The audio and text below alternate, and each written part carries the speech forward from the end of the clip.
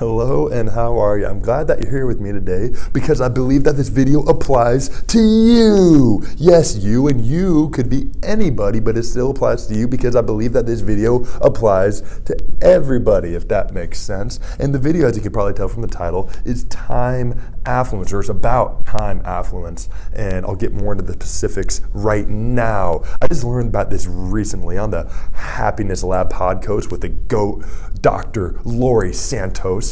And she said that according to recent research, we actually have more time affluence on average now than we did before, than the previous generation or two before us, and probably even beyond that. What does that mean? We have more time on our hands. We ultimately have more aggregate free time on our hands right now in today's age, which surprised me. And it, like I said, it's kind of not what you would think, because we feel like we're so busy, we gotta do this, this, and this, and this, and we have just all these different things on our overloaded plate that we gotta get done. But the difference is we do have more free time now on average, but it's chunked, or it's diced up into smaller chunks throughout the day, which then when you put it like that, it kind of makes sense. The generations before us, maybe they wake up early and they're on the farm from sunrise to sunset, or they're working in the factory from sunrise to sunset. Except then after that, they're kind of done. There's no technology, there's no late night email, they don't have any late night Zoom meetings with people from across the world and a different time zone. It's just like, oh, now they're done, and they get a 3-hour chunk of change,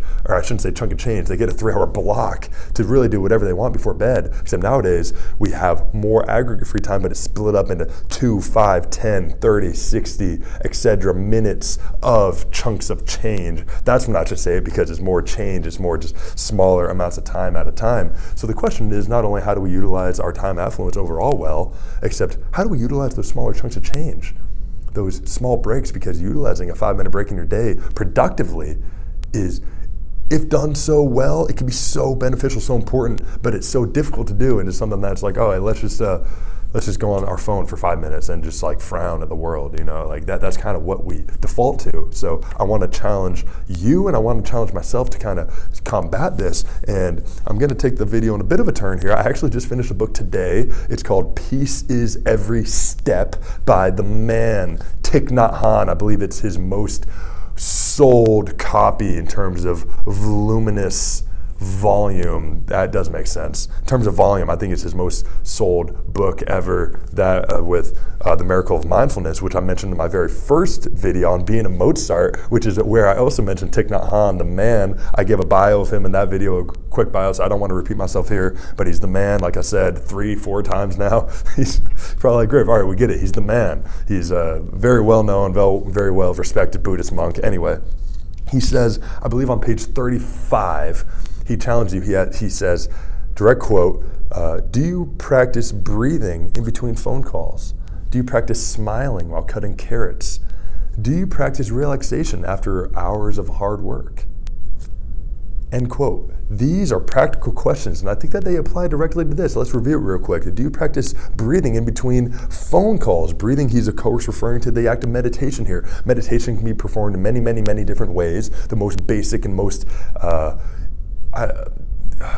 the most basic, most common form is the practicing of breathing, the focusing on your breath, mindful breathing, the heartbeat of the universe. Let me get that head in there. God, I'm sorry, I hit my microphone right there, so I'm a little hesitant to just bang my heart right there and say the heartbeat of the universe. But it is. Our breath is the heartbeat of the universe, and that's why meditation can be so powerful. Just the simple act of focusing on our breath, and it's such a great way that we can do it. Oh, we have 5 minutes of free time. Let's breathe for 5 minutes. Let's meditate. Let's just return to the present moment. Remind ourselves what we're grateful for. Remind ourselves what the daily goals are for today. Remind ourselves of what's going well. What can we do better?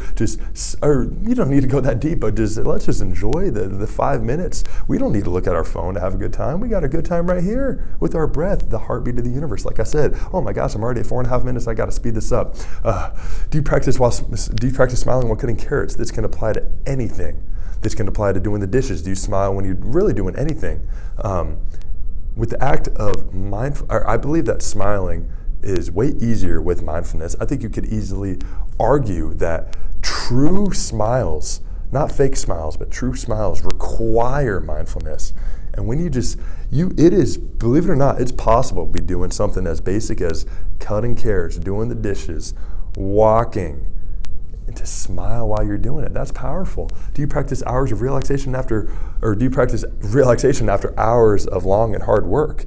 If you don't, you should. These are practical questions. How can we utilize these small chunks of change in our day and utilize our time affluence more productively? That's the question. I believe that you have your own answers for that. I can't answer them for you. I gave you a couple suggestions, a couple ideas, a couple potential examples, but it's really up to you. How do you want to utilize that affluence? Because man, it's like I kind of mentioned in my recent video on why I love reading. It's like, man, when you spend 30 minutes reading a book rather than playing 2 games of FIFA or watching an episode of Netflix, that's well done on your time affluence utilization.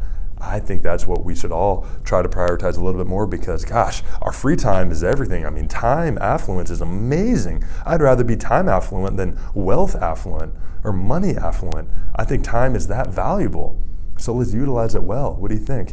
I mentioned the miracle mindfulness, how I mentioned that in my very first video, and about being a Mozart. And earlier in the book, before that story, Thich Nhat Hanh talks about his friend who's a father, and he was really struggling with finding his me time. Except then he finally figured out that, playing with my kids, that can be my me time. Doing one-on-one dinner with my wife, that is my me time, even though I'm with somebody else. Driving, I mean, geez, you could be belting it out to Adele. You could be dancing a little bit to ABBA. You can be absorbing yourself in a podcast. You can just turn everything off and just absorb yourself in your own thoughts in a sense of prayer, or just notice where your thoughts are going. That's a bit of an act of meditation right there while you're driving. And plus you're alone. I mean, that is me time. I don't care if you're commuting to or from work, that's your me time right there. And the Thich Nhat Hanh's friend finally realized that, and Thich Nhat Hanh says that he got it right. He finally got it right, utilizing his me time, finding his own me time, or just discovering that we can find a sense of me time in our everyday activities. That is another way that we can utilize our time affluence well. And I know I went so long here, but I believe it's so important. And so I hope that you found some value out of this. I'm gonna wrap this up. I can't believe this went over 7 minutes, but at the same time, I kind of can because there's so much jam-packed into this topic. Anyway, I am gonna call it. I hope that you have a great day. I hope that you utilize your moments of time affluence productively and well, and that you enjoy the day. Go to bed with a smile on your face. That's another challenge for you. Thank you for listening, and I'll catch you next time.